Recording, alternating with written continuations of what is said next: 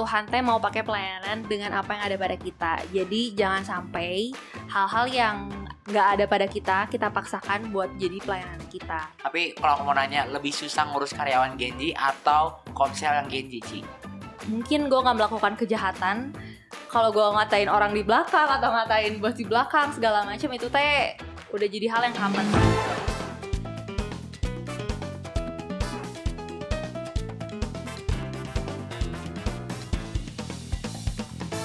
What's up Selfless Generation, welcome back to Undergo TV, channel yang selalu jadi jembatan buat setiap generasi. Kembali lagi bersama aku David dan Cece. hari ini kita bakal ngobrol-ngobrol sama orang yang luar biasa, wanita yang luar biasa, dan leaders yang luar biasa juga, yaitu Ci Niki. Yeay. Halo Ci. Hai Ci. Sebelum ini thank you banget loh Ci udah datang Ci. Thank you for having me. Sebelum kita ngobrol-ngobrol, pasti teman-teman Undergo TV juga pengen tahu siapa sih Ci Niki itu gitu. Ci boleh kasih tahu dong, kesibukannya lagi apa nih, namanya siapa nih? Oke. Halo semuanya. Halo. Aku mewakili halo. Halo, nama aku Niktalia. Aku kesibukannya hari ini lagi bangun bisnis sama melayaninya di as a zone leader Maranatha sama kreatif tim BCC, Bridge Community College. Gila. Berarti home leader kamu dong, zone leader kamu dong ya, Ce? Iya. Cece suka komsel nggak, Ci? Tapi beda. Oh beda Beda area. Wow, berarti membangun bisnis ya Ci kesibukannya. Ya. Berarti hari ini pas banget lah ya buat pembicaraan kita buat para anak Genji Ya. gitu. Ci, aku mau tahu dong, boleh nggak ceritain sharing dikit gimana, kapan Cici dijangkau dan apa sih yang membuat Cici stay gitu ke The Bridge gitu? Oke, jadi ini kalau aku inget-inget ya, aku tuh dijangkau sekitar tahun 2014-an. Jadi itu tuh aku baru SMP SMA lah. Ya, terus Bridge tuh hari itu masih di aku sempat nyobain yang di Ahmad Yani. Pasti kayak belum pada ngerasain ya. Belum. After itu ke Sudirman yang Maya pada Tower, baru ke BTS yang sekarang ini. Jadi kurang lebih mungkin udah sekitar 10 tahunan ya ada di The Bridge. Wow, luar biasa. Terus aku pengen nanya juga, katanya Cini itu pernah nggak mau ya datang ke The Bridge, gak ke Mako Propam juga. Tapi kenapa sih hari ini Cici keren banget, luar biasa banget. Apalagi sampai sekarang jadi tim kreatif BCC. Itu ceritanya gimana, Ci? Gak mau ke The Bridge. Jadi hari itu aku tuh dijangkau SMP SMA lah ya, sama kakak kelas aku. Kayak alumni juga gitulah. Boleh sebut nama gak ini? Boleh. Ya. Jadi dulu tuh areanya kok Budiman Raharjo. Kalau kalian tahu, ya bareng Ko Arif, Ci Ata, Ci Acel gitu-gitulah di Smak 2 dulu tuh. Jadi aku emang asli Bandung. Jadi dijangkaunya waktu SMA. Nah aku tuh sebenarnya dulu udah bergereja dari kecil. Cuman gereja yang aku tumbuh dari kecil sampai SMP SMA itu tuh beda banget sama ICC. Wow, iya. Jadi awal-awal kaget juga, kayak dari style penyembahan yang karismatik sih, cuman memang beda banget dan gak ada komunitas yang segininya di ICC gitu loh. Nah balik lagi ke question yang tadi, kalau yang buat aku stay sebenarnya sih nilai dan value-nya ICC itu sendiri yang aku rasain dari awal. Karena benar-benar setiap pemimpin, setiap orang yang ada di pertemuan ibadah dulu ya, pertemuan homeschool tuh benar-benar punya satu visi yang sama. Betul. Nggak cuma sampai di situ, mereka tuh benar-benar literally menghidupi sih visi itu di kesehariannya mereka. Itu sih yang pertama kalinya jadinya bikin tertarik. Padahal awalnya kayak maju mundur tuh, soalnya aku kayak aduh iya nggak ya gitu. Wow, luar biasa banget. Tadi aku mention tentang value gitu, nilai. Value apa yang Bapak Rohani Cici tanamkan atau leader Cici tanamkan sampai ini tuh berdampak banget sampai di dunia marketplace gitu. Oke, nice. Nah, aku tuh dulu ingat banget. Jadi Bapak Rohani aku hari ini Ci Lydia Willy dan Ci Windy. Jadi mereka berdua kan ibu gembala ya kebetulan. Jadi value yang aku terapkan yang diingat sampai sekarang tuh menjaga nama baik. Di Amsal, pasalnya Amsal 22 ayat berapa gitu, ayat 1, ayat 11. Di situ dicantumin kalau nama baik tuh lebih penting daripada emas dan perak. Jadi itu yang aku benar-benar pegang dari awal. sampai ke dunia marketplace. Karena di dunia marketplace teh gampang banget buat orang cari yang skillful, cari yang dar-dar gitu, kayaknya bisa segala macam palu gada, cuman nggak menjamin mereka teh akan stay di sana kalau nggak ada si karakter atau attitude yang oke lah. Itu sih si value-nya yang aku hidupin dan pegang sampai hari ini. Wow, keren banget. Kayaknya hari ini aku juga bakal belajar banget dari Ciniki juga, karena aku juga belum bergerak di marketplace juga dan mau bergerak di marketplace juga. Jadi hari ini percaya buat teman-teman yang hari ini nonton di Undergo TV, kalau bisa sambil catat, karena aku percaya value yang hari ini Cici bakal sharing itu wah luar biasa banget.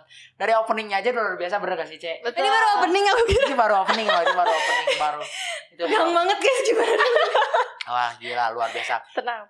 Katanya kalau ngomongin soal nilai kan, katanya aku lihat riset tentang survei tentang Genji. Katanya Genji itu adalah generasi transisi yang gak jelas. Genji itu adalah generasi yang gak bernilai, bahkan generasi yang strawberry yang mentalnya lembek gitu. Tapi menurut Cici apa sih yang Cici tahu gitu tentang generasi Z gitu? Oke. Nah, menarik nih guys. Jadi topik hari ini tuh seputar Gen Z. Aku tuh sebelumnya sejujurnya riset dulu ya. Ini Gen Z tuh kayak gimana nih tipenya, karakteristiknya. Karena aku lumayan suka mengobservasi orang-orang. Termasuk Gen Z. Jadi Gen Z yang aku searching tuh memang generasi beda-beda lah datanya. Ada yang dari kelahiran 97 sampai ke 2010. Jadi range umur segitu tuh kebetulan lagi ada banget bareng-bareng aku sama sekarang. Entah itu di dunia pekerjaan maupun di pelayanan. Jadi usia-usia segitulah range-nya kurang lebih. Nah, menurut aku karakteristik mereka tuh nggak sepenuhnya salah yang tadi di-mention sama David, tapi nggak sepenuhnya benar juga. Why? Karena beberapa Gen Z yang aku temukan nggak bisa disamaratakan ya labelingnya kayak gitu. Balik lagi ke benar-benar karakteristiknya mereka dan pemahaman mereka tentang jati diri merekanya sendiri sih kalau menurut aku. Karena nggak adil gitu kayaknya kalau Gen Z itu terus-terusan diisukan punya stigma jelek gitu. Iya betul, ya. si stigma-stigma gitu. Jadi yang aku yang aku amatin sih si chaosnya mereka. Memang mungkin Gen Z termasuk aku tuh Gen Z awal banget gitu loh guys. Itu kan jadi masih Gen Z ya. Berarti tahu umurnya berapa guys? Gen Z generasi pertama. Nah, Gen Z itu chaos tapi at the same time mereka pun kreatif yang aku tangkap. Setuju. Terus Gen Z itu sensitif. Iya. Tapi at the same time mereka tuh care banget. Betul. Jauh lebih memikirkan orang lain lah, let's say beberapa ya bisa jadi kayak gitu. Jadi nggak semua konotasi buruk tuh adanya di Gen Z gitu teh, nggak sih. Aku sebagai tim Gen Z nggak setuju. Iya, benar. Tapi berarti menurut Cici itu nggak semua lah ya. Iya. Karena tapi sebagian, berarti kita nggak bisa mengkelompokkan bahwa Gen Z adalah generasi transisi nggak jelas, tapi itu sebagian. Yes. Nah, karena tadi Cici bilang bahwa generasi Gen Z juga kreatif. Nah, tapi kan setiap generasi kan punya tantangannya masing-masing kan. Milenial punya tantangannya masing-masing. Kayak milenial itu generasi yang katanya tantangannya itu sulit mencari informasi, sulit banget mencari komunikasi juga, karena mereka harus keluar gitu, bahkan bayar mahal buat teleponan sama orang, bahkan harus ngantri. Nah di Gen Z juga sekarang teknologi canggih dan apapun serba mudah. Nah menurut Cici Gen Z apa sih tantangan generasi Z sekarang tuh? Oke. Aku percaya setiap kelebihan seseorang bisa jadi kelemahan mereka juga. Let's say hari ini salah satu kelebihan Gen Z yang aku amatin adalah kelebihan atau punya potensi gede banget untuk explore digital di dunia digital. Nah, satu sisi mungkin itu bisa jadi kelebihan mereka tuh. Benar yang kayak tadi David sampein, informasinya jadi too much, jadi banyak banget. Beda sama generasi di atasnya mungkin yang ada keterbatasan mainin gadget atau platform-platform baru. Nah, tapi ini juga yang bisa jadi bumerang di generasi Z ini atau Gen Z ini. Jadi karena too much information tadi, mungkin anak-anak jadi susah memfiltrasi gitu mana yang hitam, mana yang putih, dan mana yang abu-abu. Benar. Semua jadi tampak bener kok, tapi ini ada kelanjutannya kayak gitu-gitu. Jadi mungkin kalau menurutku cara kita untuk menangin generasi transisi ini salah satunya adalah dengan memiliki si kecerdasan emosi atau EQ. Jadi si EQ ini tuh sangat penting buat kita ngerti banget gimana cara nanganin Gen Z dan gimana caranya jadi Gen Z yang benar-benar punya intelektual yang ngerti juga nih cara bedain informasi yang benar dan informasi yang tampak benar gitu. Tapi kalau kayak gitu, Ci mau tahu dong gimana ya cara Gen Z bisa memfilter mana sih yang benar, mana sih yang enggak gitu. Betul, karena kayak yang lagi viral juga, apa kata TikTok dan apa kata sosmed. Karena semua yang aku scroll juga, kalau aku lihat komen-komennya ya, pasti pada setuju. Soalnya emang kelihatannya benar. Ay, gue banget nih, padahal belum tentu. Iya, gue banget. Tapi kalau misalnya aku cerita ke yang lebih apa ya disebutnya, bapak rohani aku ya, kayak sebenarnya salah tahu itu tuh, tapi tampak benar. Nah, untuk orang-orang yang bisa mengakses ke bapak rohaninya misalnya nggak bisa gitu ya, itu gimana cara? Tapi menurut Cici gimana cara kita ngefilternya gitu? Oke. Yang pertama pasti based on firman Tuhan ya. Itu mah udah clear banget, udah jelas banget apa yang hitam, apa yang putih itu terdeta di sana gitu, tau gak? Jadi mari baca firman Tuhan guys. Karena itu penting. Yang kedua, milikilah komunitas. Komunitasnya of course komunitas yang benar. Di sini kita encourage banget buat teman-teman semua yang mungkin baru tertarik untuk nonton YouTube channelnya doang, mari cari tahu lebih karena ada komunitas rohani, komunitas spiritual di sini yang bisa saling menguatkan satu sama lain, jadi growing juga kitanya, nggak cuma tahu mana yang benar atau enggak, tapi lebih dari itu after tahu mana yang benar mana yang enggak bisa maksimalin potensi di hidup kitanya juga. After itu kita harus pilih sih, kata aku pilih-pilih banget. Bukan milih-milih teman, tapi milih-milih informasi mana yang masuk, informasi yang kita konsumsi, informasi yang kita lihat, informasi yang kita pikirkan. Jadi semua yang kita pikirin, kita lihat, itu tuh akan menentukan apa yang kita perkatakan, apa yang kita lakukan, bahkan apa yang kita ucapkan. Wow, benar. Tapi aku setuju banget sama apa yang Ciniki bilang. Tapi kalau yang relate buat aku kayaknya komunitas. Karena waktu komunitas aku kan Genji juga ya, Genji juga, dan banyak banget standar-standar yang menurut aku tuh wah ini benar banget ya. Standar-standar cari pasangan, standar-standar mengelola keuangan, Genji itu harus gini-gini. Waktu aku diskusi sama teman-teman Komsel, oh ternyata teman-teman bilang, wah ini tuh salah loh Fit, nanti ini tuh gimana lo berdampak gini. Jadi ada teman-teman yang ngebimbing juga. Jadi benar kata Ciniki bahwa kita harus punya komunitas, tapi of course komunitas yang benar gitu. Tapi menurut tuh yang tadi Ciniki bilang, apa sih yang relate buat lu, Cek? Kan kalau gua komunitas, kalau lu komunitas juga sih atau enggak? Komunitas juga. Iya. Dari Komsel, dari Bapak Rohani, dari bahkan teman-teman Komsel kayak yang seumuran sama aku itu juga komunitas buat aku yang seumuran sih, tapi aku bisa cerita ke mereka dan aku percayakan mereka buat aku dengar advice-nya buat kehidup aku. Benar.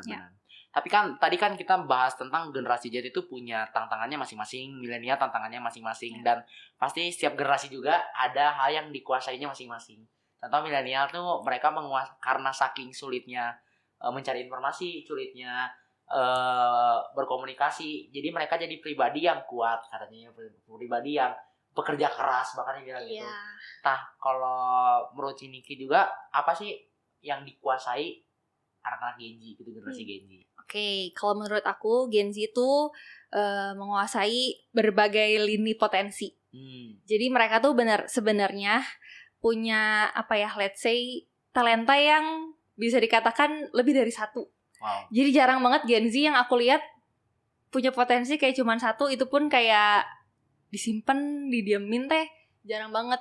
Kelebihannya mereka bisa mengekspresikan apa yang mereka rasakan, apa yang lagi jadi unek-uneknya mereka, lebih ekspresif lah dibanding generasi yang sebelumnya. Ini aku amatin ya. Menurut opini aku, mereka tuh bisa lebih mengekspresikan banyak hal. Kalau lagi seneng ya mereka seneng, lagi bete ya mereka bete, lagi angry ya lagi ya marah aja gitu, tau nggak?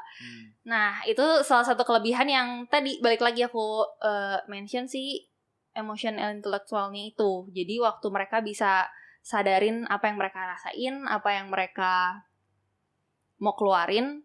Nah, menurut aku tuh itu bisa jadi mereka ngelatih diri mereka, tahu potensinya apa, bisa gali juga hal-hal yang mereka suka dan enggak. Cuman memang butuh orang yang membimbing, orang yang lebih dewasa buat menangani si emosi-emosi itu. Betul. Karena kalau enggak nanti nggak pada porsinya akan Betul, jadi bumerang betul. untuk diri mereka sendiri lah. Betul. Gitu Berarti intinya kita harus punya mentor ya dalam hidup ya. Betul. Atau punya orang yang dewasa dan yang bisa ngasih tahu mana sih yang benar dan mana yang salah. Dan tapi Ci tadi waktu aku mention tentang kerja ya, aku lihat survei tentang generasi Z. Katanya Gen Z itu adalah generasi yang tidak bekerja keras. Mereka bakal kerja keras kalau itu tuh sesuai fashionnya mereka. Tapi menurut Cici itu bener gak sih? Itu mungkin gue gak melakukan kejahatan. Kalau gue ngatain orang di belakang atau ngatain bos di belakang segala macam, itu teh udah jadi hal yang common. Tapi kalau aku mau nanya, lebih susah ngurus karyawan Gen Z atau komsel yang Gen Z, Ci? Untuk aku dan kita yang mungkin banyak pressure, banyak kewajiban. Tapi gimana caranya biar kita bisa tetap maksimal di semuanya.